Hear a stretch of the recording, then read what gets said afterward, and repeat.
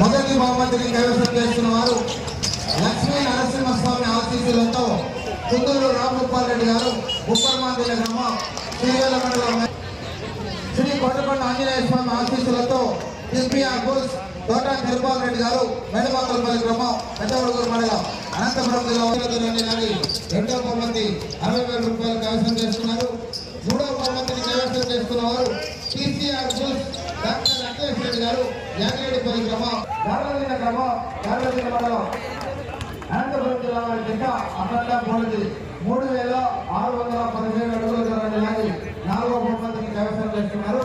ఐదవ బహుమతిని కైవసం చేస్తున్న వారు పల్లెపూర్వ పోలేల మండలి ఆశీస్సులతో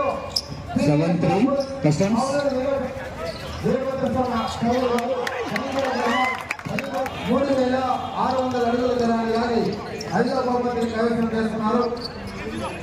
ఆరవ